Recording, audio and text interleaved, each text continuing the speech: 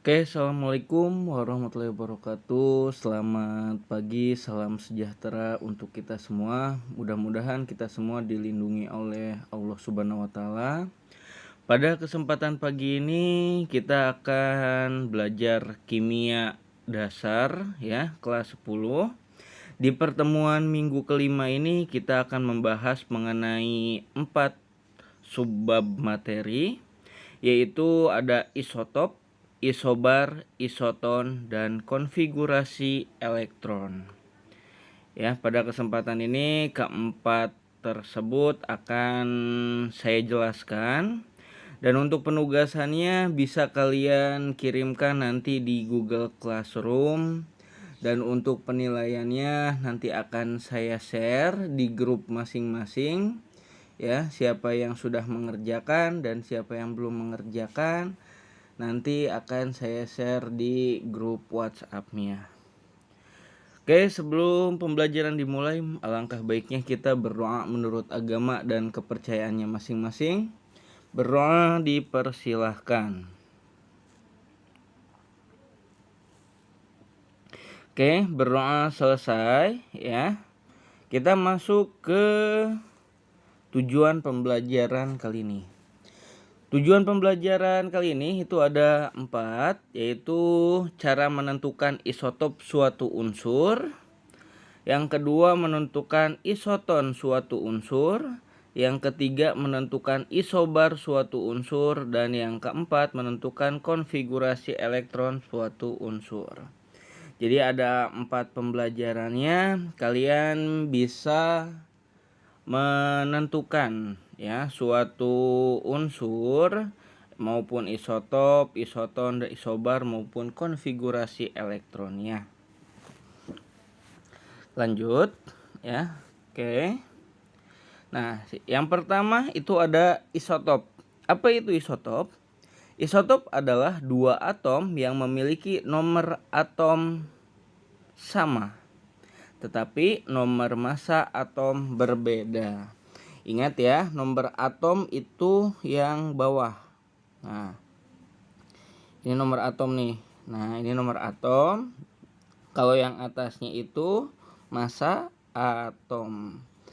Nah, di sini ada dua atom. Contoh yang pertama nih ya. Yang pertama itu ada dua atom, ada atom O dan atom O. Nah, di sini nomor atomnya sama-sama 8. Nah, jika nomor atomnya sama, itu dinamakan isotop ya, karena isotop itu memiliki dua nomor atom yang sama. Nah, yang kedua itu ada atom hidrogen atau H ya. Nah, di sini atom hidrogen sama memiliki satu nomor atom dan satu nomor atom. Dan massa atomnya beda ya, yang sebelah kiri massa atomnya 1, yang sebelah kanan massa atomnya 2. Itu isotop ya. Yang ketiga itu ada unsur C atau kalium. Nah, kalium ini sama memiliki nomor atomnya ya. Yang ini 6, yang ini 6. Nah, jadi kalau dapat disimpulkan, kalau memiliki nomor atom yang sama atau yang paling bawah ya, paling bawah dari unsur atomnya itu berarti kalau sama dinamakan isotop. Oke? Kalau belum jelas silahkan diputar ulang atau bisa tanyakan di via WhatsApp grup ya. Kita lanjut lagi, lanjut. Nah, kali ini ada isobar. Apa itu isobar? Isobar adalah dua atom yang memiliki nomor massa yang sama, tetapi nomor atom berbeda. Jadi kalau isotop itu tadi nomor atomnya yang sama. Nah, kalau di isobar itu yang sama apa? Yang sama itu bukan nomor atom, tapi massa atom. Ya, kalau isobar itu massa atomnya sama. Massa atom itu yang bagian atas. Nah, massa atom bagian atas ini massa atom. Jadi kalau misalkan ada dua atom, ini misalkan ada atom S dan atom Ca atau kalium, ya, itu misalkan kalau punya massa atomnya sama, oh berarti dia isobar. Tapi kalau nomor atomnya sama, itu isotop. Jadi perbedaannya isotop dan isobar. Kalau isobar itu yang bedanya massa atom yang atas. Kalau isotop itu yang bawah, yang nomor atom. Nah, di sini lihat ya, sama ya. Atom S, sulfur dan kalium ya, itu sama, memiliki massa atomnya 40 dan 40. Dan ini juga sama ya. Atom N dan atom C itu memiliki massa atom yang sama 14. Nah, ini juga sama, magnesium dan natrium memiliki massa atom yang sama. Oke, jadi sudah jelas ya, isotop itu nomor atom yang sama. Kalau isobar itu massa atom yang sama. Terbalik ya. Isotop itu nomor atom yang sama, isobar massa atom yang sama. Oke, lanjut. Nah, sekarang itu ada yang namanya isoton. Apa itu isoton? Isoton adalah dua atom yang memiliki jumlah neutron yang sama.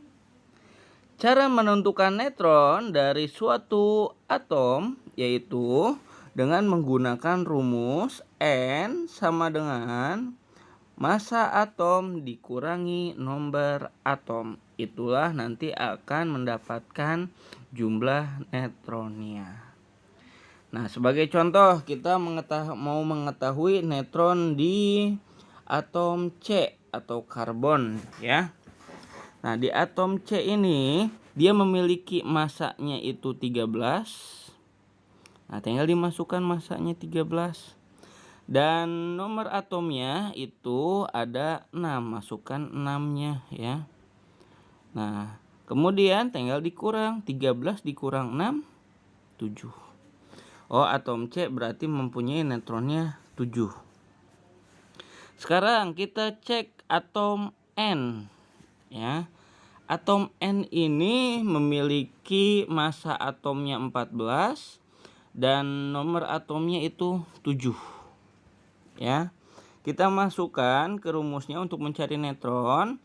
N sama dengan atau neutron sama dengan massa atom dikurangi nomor atom. Massa atomnya berapa? 14. Ya. Dan nomor atomnya berapa? 7. 14 dikurangi 7 hasilnya 7.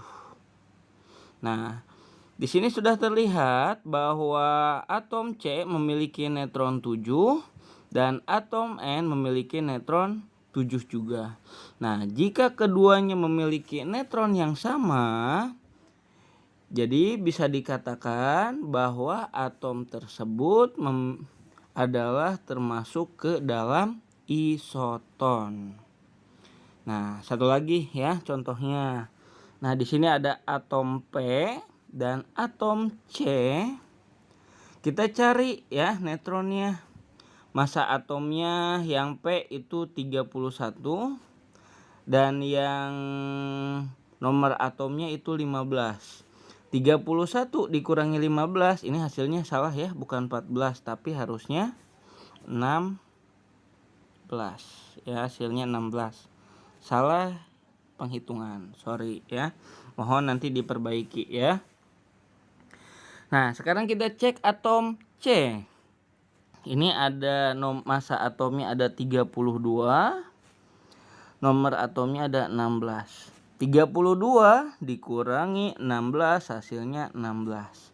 Nah, ini sama ya, yang ini 16, atom C-nya, atom P pun sama 16. Nah, jadi kalau kedua neutronnya sama itu dikatakan isoton. Nah, ingat ya, jangan sampai terkecoh atau keliru antara isotop, isoton, dan isobar. Kalau isotop itu nomor atom yang sama. Kalau isobar itu massa atom yang sama. Kalau isoton itu netron yang sama. Ingat, untuk cara penghitungan netron ada caranya. Jadi diharapkan untuk bisa memahaminya ya. Karena untuk pencarian netron itu tidaklah sulit-sulit amat ya. Nanti untuk PTS pasti akan keluar. Jadi dimohon untuk dipelajari. Kalau ada yang tidak paham, silahkan tanyakan di via WhatsApp grup atau diputar ulang. Kita lanjut ke yang terakhir. Nah, yang terakhir itu kita akan membahas mengenai konfigurasi elektron. Apa sih konfigurasi elektron itu? Nah, konfigurasi elektron yaitu atom memiliki 7 kulit. Nah, ada yang dinamakan kulitnya itu KLMNOPQ, di mana setiap kulit dapat terisi elektron dengan maksimal sesuai rumus 2N pangkat 2. Nah, kalau misalkan kita gambarkan di sini ya. Di sini kan atom nih. Nah, yang tengah-tengah itu inti atom namanya. Nah, di inti atom itu ada proton dan neutron. Dan kulitnya itu di dalam atom ada banyak ya, ada K, L, M, N, O, P, Q. Nah, untuk mengetahuinya kita lihat dulu ya maksimal dari konfigurasi elektronnya itu setiap kulit ada berapa elektron. Kita masuk ke yang K nih ya. Kita gunakan rumus 2N pangkat 2. 2, N-nya diganti 1. Karena K ini termasuk kulit yang pertama. L kulit ke-2, M kulit ke-3, N kulit ke-4, sampai seterusnya sampai kulit Q kulit yang ke-7. 2N pangkat 2 jadinya 2 dikali 1 pangkat 2. 1 pangkat 2 hasilnya berapa?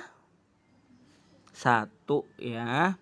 Karena 1 pangkat 2 itu bukan 1 kali 2, tapi 1 kali 1. Satunya ada 2, jadi dinamakan 1 pangkat 2. Tinggal dikalikan 2 kali 1 hasilnya 2. 2 dikali 2 pangkat 2. 2 pangkat 2 hasilnya 4. 4 dikali 2 hasilnya 8. Nah, sekarang 2 kali 3 pangkat 2. 3 pangkat 2 hasilnya 9. 9 dikali dengan 2 hasilnya 18. Yang N 2 kali 4 pangkat 2. 4 pangkat 2 berapa? 16. 16 dikali 2 32 sampai seterusnya ya. Oh, jadi bisa disimpulkan kalau kulit K itu maksimalnya cuman bisa menampung 2 elektron. Oh, sorry ya. Kepencet nih. Nah, kulit K itu maksimalnya 2 elektron. Kulit L maksimalnya 8 elektron. Kulit M bisa dimasukkan 18 elektron. Kulit N bisa dimasukkan 32 elektron sampai seterusnya. Jadi dapat disimpulkan bahwa setiap kulit memiliki isi maksimal yang berbeda ya.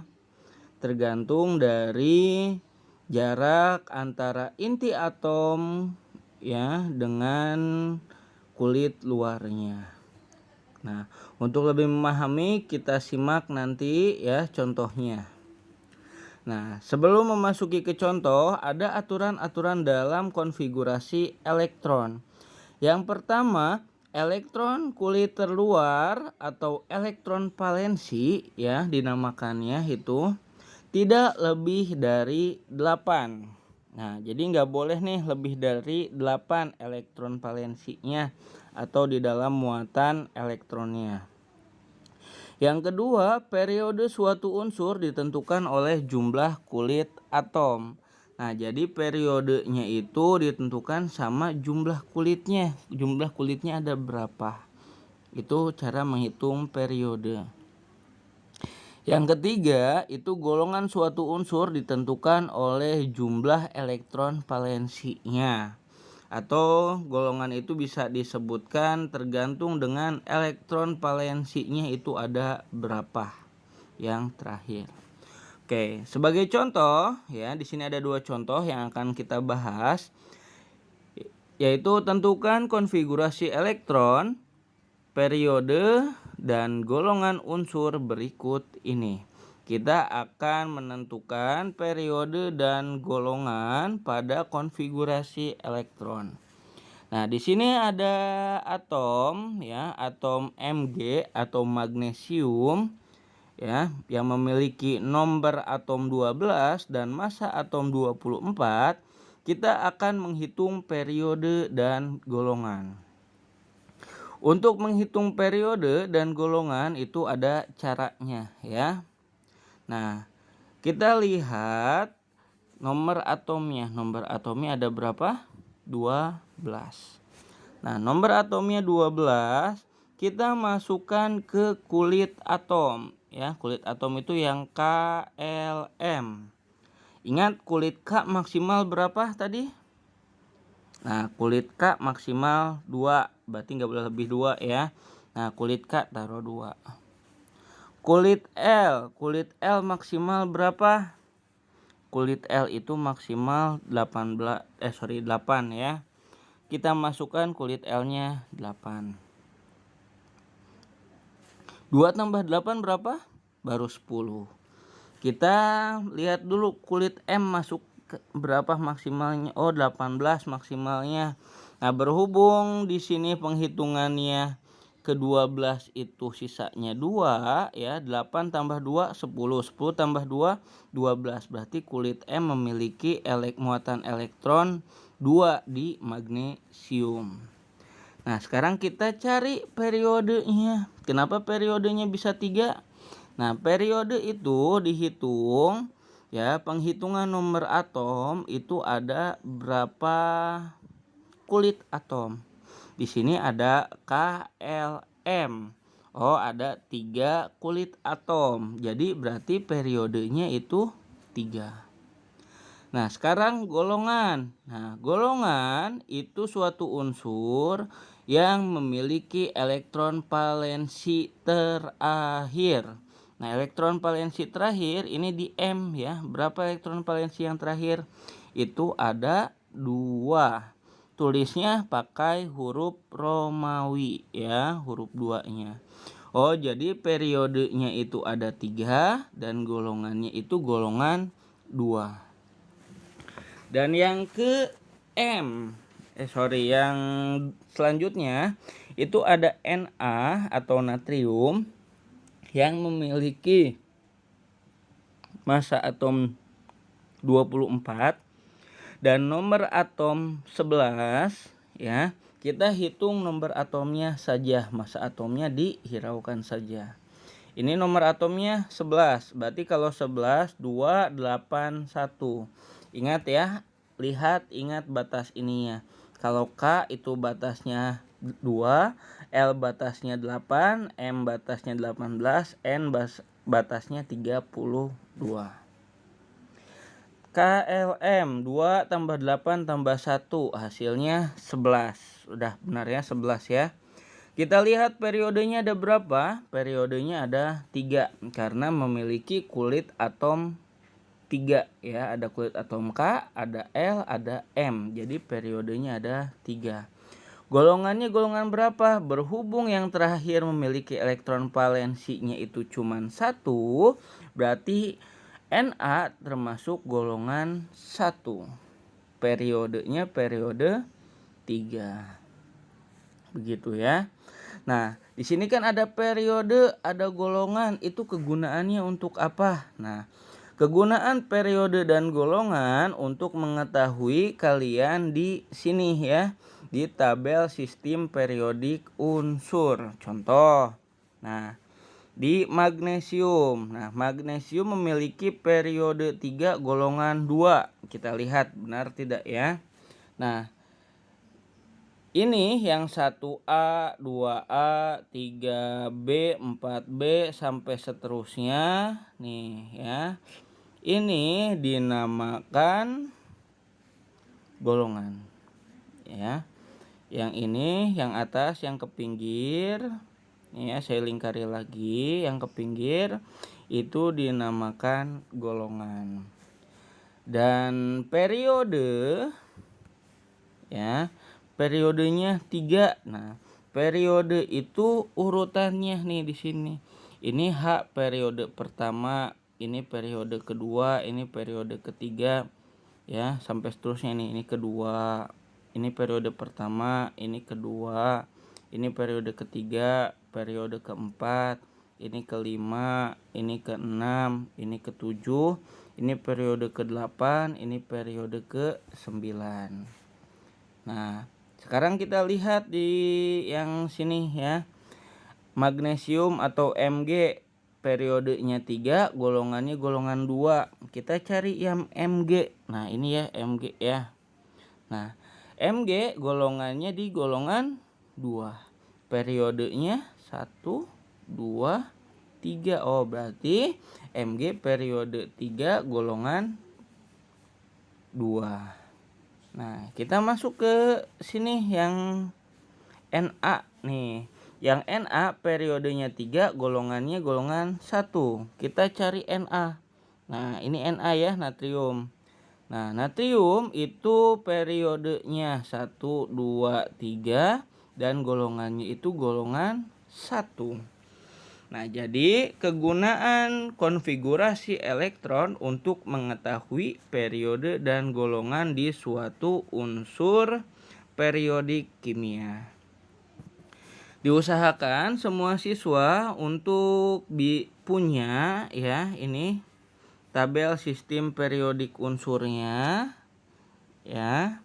Silahkan kalian nanti bisa beli di fotokopian ada, kemudian beli di warung ya atau toko-toko ATK itu juga ada. Mau print out juga silahkan. Yang penting kalian harus punya tabel sistem periodik unsur-unsur kimia ini ya. Kalau tidak punya, kalian akan keteter nantinya ya. Gak mahal kok ya, harganya paling 2.500. Nanti di penugasan kalian wajib melampirkan atau memfotokan tabel sistem unsur periodik yang kalian miliki, bentuk print out atau bentuk kertas ya yang dibeli di fotokopian. Oke. Nanti silahkan kirimkan di Google Classroom.